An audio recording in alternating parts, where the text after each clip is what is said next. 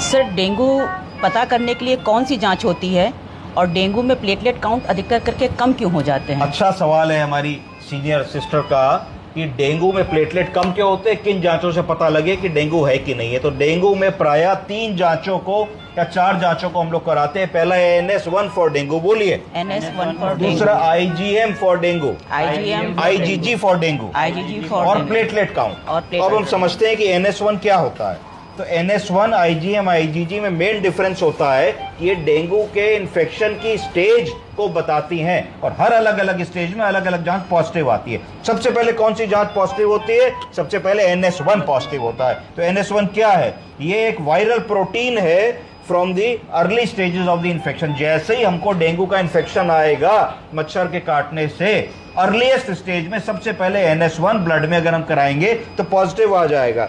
ये क्यों इंपॉर्टेंट होता है? क्योंकि ये बहुत ही अर्ली अपीयर हो जाता है और पहले दिन से लेकर 90 दिन तक बुखार आने के NS1 की जांच ब्लड में पॉजिटिव आती है।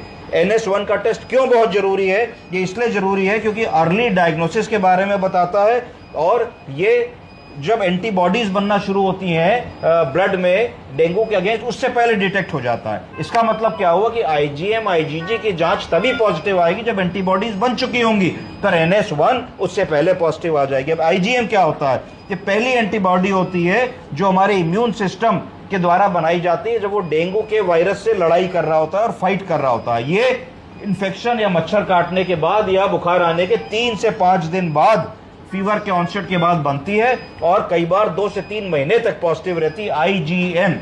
IgM से क्या पता लगता है? तो IgM अगर पॉजिटिव किसी को आ रहा है तो इसका मतलब है कि उसको रीसेंट डेंगू का इन्फेक्शन हुआ है, करंट डेंगू का इन्फेक्शन हुआ है। और IgM पहली एंटीबॉडी होती है जो NS1 के बाद आती है। तो अगर आप बिल्कुल नया मरीज आएगा जो इसको डेंगू हुआ होगा, पहले दिन उसका NS1 पॉजिटिव आ सकता है, उसके बाद आप 3 दिन बाद कराओगे तो NS1 भी पॉजिटिव रहेगा और साथ में उसका IgM भी पॉजिटिव हो जाएगा। अब बारी आती IgG क्या होता है, क्यों IgG कराते हैं? तो जो IgG एंटीबॉडी होती है ये लॉन्ग टर्म इम्यूनिटी जो है हमारी बॉडी की, तो antibodies that provide long term immunity. तो इसका मतलब है कि अपीयर होती है अराउंड सेकेंड वीक से 15 दिन बाद से ये एंटीबॉडी होती है और ये कई बार शरीर में पूरे जीवन चलती रहती है। तो अगर आप किसी को NS1 IgM और IgG कराते हैं और सिर्फ IgG पॉजिटिव आता है तो इसका मतलब ये है कि उसको डेंगू इस समय नहीं है, कभी हुआ होगा, इसलिए IgG पॉजिटिव आया प्राइमरी डेंगू में।